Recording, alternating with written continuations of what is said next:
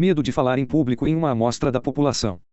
Prevalência, impacto no funcionamento pessoal e tratamento.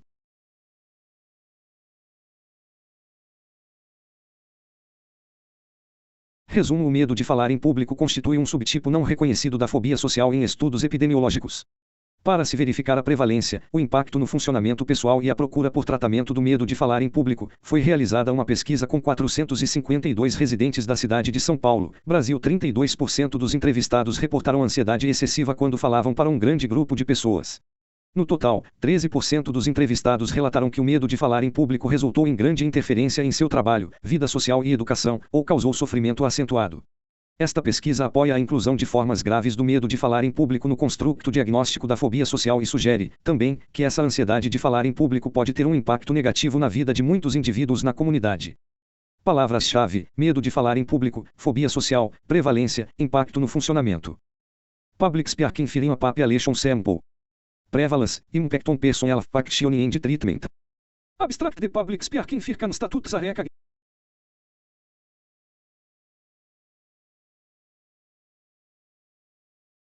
A fobia social é muitas vezes confundida pelos leigos com a timidez, porém ela é muito mais do que isto. É um transtorno mental grave que traz sofrimento e perdas de oportunidades para seu portador. Gail Rey, 2001, Lamberg, 1998.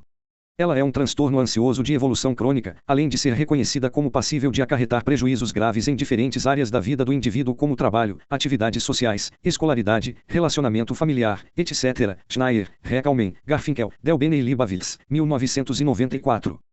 Segundo Enberg, Stein, Iripi e Kessler, 2000, Stein, Walker e Ford, 1996, recentes estudos epidemiológicos revelaram que a fobia social é mais prevalente do que se acreditava ser.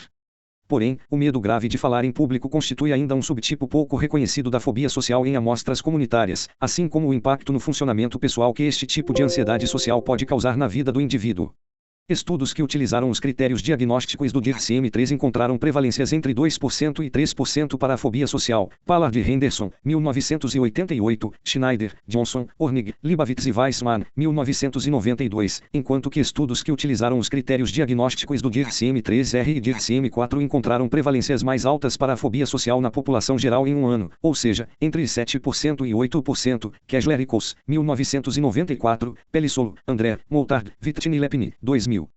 Conforme Stein e Coase, 1996, grande parte desta discrepância se deve às diferenças nos instrumentos diagnósticos utilizados em cada estudo.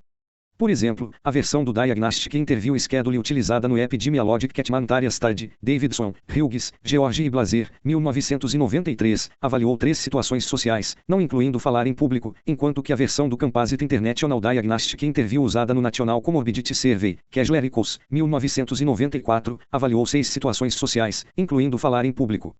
Os estudos que incluíram falar em público nas situações sociais avaliadas obtiveram uma maior prevalência. De acordo com Kessler, Stein e Bargland, 1998, estudos que avaliaram a prevalência da fobia social ao longo da vida encontraram cerca de 1/3 das pessoas que preenchiam os critérios diagnósticos para o transtorno, relatando exclusivamente medo de falar em público, falar diante de um grande número de pessoas. Gail Rey e Almeida, 2002, afirmam que em amostras de populações não clínicas o medo de falar em público consiste na forma mais comum de ansiedade social, trazendo sofrimento e perdas de oportunidades. Uma questão ainda pouca estudada em estudos epidemiológicos é a proporção de pessoas na população geral com medo exclusivamente de falar em público e que são afetadas adversamente por ele, apresentando desta maneira consequências importantes para seu funcionamento pessoal e, desta forma, poderiam receber o diagnóstico de fobia social. No estudo conduzido por Stein e Coase, 1996, na cidade de Winnipeg, no Canadá, com 499 pessoas da comunidade, 167, 34%, pessoas reportaram ficar muito mais nervosas do que as outras pessoas quando falam para um grande grupo de pessoas. Grande grupo não foi especificado neste estudo, e 114 pessoas, 23%, reportaram ficar um pouco mais nervosas do que as outras pessoas na mesma situação. No total, 10% das pessoas entrevistadas reportaram que o medo de falar em público resultou em grande interferência em suas atividades de trabalho, 2%, vida social, 1%, em sua educação/escolaridade, 4%, ou causou grande sofrimento, 8%. 5% relataram o medo de falar em público isoladamente, sem outros medos sociais adicionais. No Brasil, não existem estudos que avaliem a prevalência do medo de falar em público, falar diante de um grande grupo de pessoas, e o impacto no funcionamento das pessoas acometidas por este tipo de ansiedade social. Até onde temos conhecimento, existem alguns estudos epidemiológicos que avaliaram a prevalência de transtornos mentais na população geral, entre eles as fobias, sem distinção entre elas. Almeida Filho e Cos, 1992, Andrade, Lólio, Gentil e Laurenti, 1999. Em relação às características clínicas da fobia social existem diversos estudos teóricos, alguns são de El Rey e Almeida, 2002, Falcone, 2001, e Barros Neto, 2000. A grande maioria dos estudos diz respeito ao tratamento da fobia social, sendo a terapia cognitivo-comportamental e a terapia farmacológica as formas de tratamento mais estudadas. Pique e Cos, 1999, Ranger, 1994, Silveira e Bica, 2001. Acreditamos ser de alta relevância um estudo em nosso país relativo a este tema em específico, visto a carência de estudos deste tipo que verifique a prevalência do medo de falar em público, o impacto no funcionamento pessoal das pessoas acometidas, a procura de tratamento profissional e a relação deste tipo de medo com o diagnóstico de fobia social. Este estudo teve como objetivo verificar a prevalência, o impacto no funcionamento pessoal e a procura de tratamento profissional para o medo grave de falar em público e sua relação com o diagnóstico de fobia social em uma amostra da população da cidade de São Paulo SP. Método: o estudo foi realizado com residentes de ambos os sexos e com idades entre 18 e 90 anos, com qualquer nível de escolaridade e estado civil da cidade de São Paulo SP, Brasil. Os entrevistadores realizaram um treinamento de 4 horas para a aplicação randomizada de um questionário. Cada entrevistador ficou encarregado de entrevistar aproximadamente 110 pessoas aleatoriamente do bairro em que residia e trabalhava, vizinhos próximos. Os bairros estavam localizados respectivamente nas zonas leste, oeste, norte e sul da cidade de São Paulo. Após uma breve introdução sobre o objetivo da pesquisa, assinatura do termo de consentimento e a coleta dos dados sociodemográficos, o entrevistador perguntava ao entrevistado quanto nervoso ou desconfortável ele ficaria se tivesse que falar diante de um pequeno grupo de pessoas, pequeno não foi especificado, e quanto nervoso ou desconfortável ele ficaria se tivesse que falar diante de um grande grupo de pessoas, falar em público. As respostas foram categorizadas em muito mais nervoso ou desconfortável do que as outras pessoas, um pouco mais nervoso ou desconfortável do que as outras pessoas e não mais nervoso ou desconfortável do que as outras pessoas. Apenas para os entrevistados que responderam que ficariam muito mais nervosos ou desconfortáveis do que as outras pessoas se tivessem que falar diante de um grande grupo de pessoas, era perguntado se o nervosismo ou o desconforto que ele sentiria viria de medo de fazer ou falar algo que lhe deixasse constrangido, medo de que ocorresse um branco em sua mente na hora de falar, medo de que não conseguisse continuar falando, medo de dizer algo tolo ou sem sentido ou medo de gaguejar, tremer ou mostrar outros sinais de ansiedade. Para este item, as respostas variaram em sim, não e não sei. Em seguida era perguntada a idade dos entrevistados quando eles tinham percebido pela primeira vez a dificuldade de falar diante de um grande público. Após, solicitava-se baseado em uma escala de 1 a 7 pontos, 1 igual de jeito nenhum, 4 igual de certa maneira, 6 igual bastante, 7 igual totalmente, entregue ao entrevistado a responder quanto o medo de falar diante de um grande público o havia afetado em atividades/situações de trabalho, palestras e reuniões, encontrar um emprego, trocar de emprego, obter um emprego melhor, etc., socialmente, relacionamento com a família, amigos, vizinhos, etc., educação, apresentar trabalhos em sala de aula, chamada oral, etc., ou se era algo que o incomodava pessoalmente. Para a análise deste item, somente as pessoas que responderam 6 ou 7 foram consideradas como casos positivos. Esse critério bastante conservador foi utilizado para incluir apenas níveis graves de incapacitação e sofrimento. E finalmente era perguntado ao entrevistado se o mesmo estava recebendo algum tipo de tratamento profissional para o medo de falar diante de um grande público. Em caso de resposta negativa era ainda perguntado o motivo de não estar em tratamento. Cada entrevista durou em média 16 minutos. Os participantes deste estudo assinaram um termo de compromisso que explicava os objetivos da pesquisa e garantia seu anonimato. Uma cópia do termo era entregue ao participante. Resultados. Características da amostra.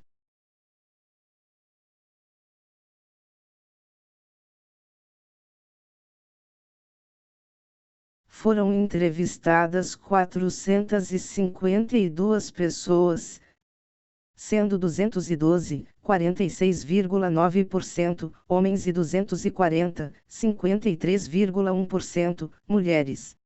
127 pessoas, 28,1%, residiam na zona leste da cidade, 109, 24,1%, na zona oeste, 113, 25,0%, na zona sul e 103 pessoas, 22,8%, residiam na zona norte. As idades das pessoas entrevistadas foram de 18 até 90 anos. As características sociodemográficas da amostra da população.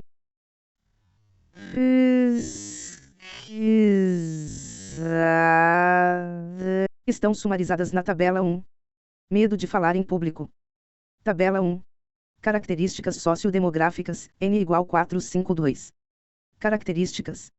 N%. Sexo. Mask. 212, 46,9. Fem. 240, 53,1. Idade. 18 e 29. 104, 23,0. 30 e 44. 183, 40,5. 45 e 64. 98, 21,7. Maior ou igual que 65. 67, 14,8. Estado civil. Solteiro. 131, 29,0. Casado.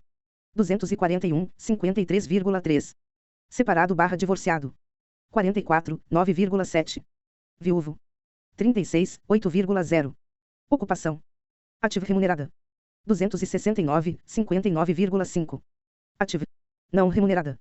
101, 22,4. Aposentado. 82, 18,1. Escolaridade. Funding completo. 76, 16,8. Funding completo. 102, 22,6. Médio incompleto. 92, 20,4. Médio completo. 85, 18,8. Superior incompleto. 46, 10,2. Superior completo. 51, 11,2. Rendimentos, SM. 0 SM. 101, 22,4. 15 SM. 278, 61,5. 6 e fim 10 SM. 53, 11,7. Maior ou igual que 11 SM. 20, 4,4. Zona residencial. Zona leste. 127, 28,1. Zona oeste. 109, 24,1. Zona sul. 113, 25,0. Zona norte. 103, 22,8. Prevalência do medo de falar em público. Neste estudo, 143 pessoas, 32%, responderam que ficariam muito mais nervosas ou desconfortáveis do que as outras pessoas se tivessem que falar diante de um grande grupo de pessoas. Estas pessoas serão referidas como tendo medo substancial de falar em público, MSFP. 99 pessoas, 22%, responderam que ficariam um pouco mais nervosas ou desconfortáveis do que as outras pessoas nesta mesma situação, falar em público. Com relação à idade de início do medo de falar diante de um grande grupo, as pessoas com MSFP apresentaram como média 15 anos. Das pessoas com MSFP, N igual 143, apenas 33, 7%, relataram que ficariam muito mais nervosas ou desconfortáveis do que as outras pessoas se tivessem que falar diante de um pequeno grupo de pessoas concomitante ao medo de falar diante de um grande grupo. Tabela 2. Pessoas com MSFP, N igual 143, versus sem MSFP, N igual 309. Características. N%. N%. MSFP. Sem MSFP. Sexo. Mask 42, 29,4, 170, 55,0. Fem 101, 70,6, 139, 45,0. Idade. 18 e 29. 30 e 44. 45 e 64. Maior ou igual que 65. Estado civil. Solteiro. 66, 46,1. 65, 21,0. Casado. 49, 34,3. 192, 62,2. Separado / divorciado. 22, 15,4. 22, 7,1. Viúvo. 6, 4,2. 30, 9,7. Ocupação. Ativa remunerada. 56, 39,2. 213, 68,9. Ativa. Não remunerada. 73, 51,0. 28, 9,1. Aposentado. 14, 9,8. 68, 22,0. Escolaridade. Funding completo. 35, 24,5. 41, 13,3. Funding completo. 43, 30,1. 59, 19,1. Médio incompleto. 28, 19,5. 64, 20,7. Médio completo. 19, 13,3. 66, 21,4. Superior incompleto. 9, 6,3. 37, 11,9. Superior completo. 9, 6,3. 42, 13,6. Rendimentos, SM. 0 SM. 15 SM. 6 e fim 10 SM maior ou igual que 11 SM. Zona residencial. Zona leste. 31, 21,7. 96, 31,1. Zona Oeste. 36, 25,2. 73, 23,6. Zona Sul. 51, 35,6. 62, 20,1. Zona Norte. 25, 17,5. 78, 25,2. Características sociodemográficas associadas ao medo de falar em público. Neste estudo, a maioria das pessoas com MSFP, N igual 143, era do sexo feminino, 70,6%, com idades entre 30 e 44 anos, 50,3%, solteiras, 46,1%, sem atividade remunerada, 51,0%, no momento da entrevista, com ensino fundamental completo, 30,1%, com rendimentos iguais a 0, salários mínimos, 51,0%, por mês e residentes na Zona Sul, 35,6%, da cidade de São Paulo. A tabela 2 apresentará o contraste sociodemográfico das pessoas com MSFP versus o das pessoas sem MSFP. Cognições ansiosas associadas ao medo de falar em público. As seguintes cognições foram relatadas pelas pessoas com MSFP, N igual 143, medo de fazer ou falar algo que cause constrangimento, 64%, medo de que dê um branco na mente na hora de falar, 82%, medo de não conseguir continuar falando, 50%, medo de dizer algo tolo ou sem sentido, 43%, e medo de gaguejar, tremer ou mostrar outros sinais de ansiedade, 94%. As pessoas com MSFP relataram uma ou mais destas cognições anteriores, sendo estas consideradas comuns em pessoas portadoras de fobia social com respeito a falar em público. Impacto no funcionamento pessoal do medo de falar em público. Neste estudo, 143 pessoas reportaram medo substancial de falar em público, MSFP, porém quantas destas pessoas foram realmente afetadas adversamente pelo medo de falar em público? Mais precisamente, quantas pessoas com MSFP preenchiam os critérios diagnósticos para fobia social, segundo o DSM-4-TR? Em nosso estudo, interferência nas rotinas e sofrimento foram medidos através da escala de 1 a 7 pontos, 1 igual de jeito nenhum, 4 igual de certa maneira, 6 igual bastante, 7 igual totalmente. Como relatado anteriormente, para incluir apenas níveis graves de interferência e sofrimento, somente as pessoas que responderam 6 ou 7 neste item foram consideradas como casos positivos. 61 pessoas, 43% dos indivíduos com MSFP e 13% dos entrevistados, foram consideradas como casos positivos, respondendo desta maneira que o medo de falar em público afetou adversamente uma ou mais importantes áreas de suas vidas ou causou sofrimento acentuado. Assim, 41 pessoas, 29% das pessoas com MSFP e 9% dos entrevistados, relataram que o medo de falar diante de um grande público as afetou significativamente em situações de trabalho, tais como palestras, reuniões, encontrar um emprego, trocar de emprego, etc. 13% das pessoas com MSFP e 4% dos entrevistados, relataram marcante interferência em suas atividades sociais, tais como relacionamento com a família, fazer amizades, etc. 38% das pessoas com MSFP e 12% dos entrevistados, reportaram grande interferência em suas atividades escolares, tais como apresentar trabalhos em sala de aula, chamada oral, etc., e 61 pessoas, 42% das pessoas com MSFP e 13% dos entrevistados, ou seja, todas, relataram sofrimento acentuado por terem este tipo de medo. O gráfico 1 mostra a proporção das pessoas com MSFP em relação ao impacto no funcionamento, trabalho, vida social e educação, e sofrimento, considerando-se a escala de 1 a 7 pontos. Medo de falar diante de um grande público isoladamente.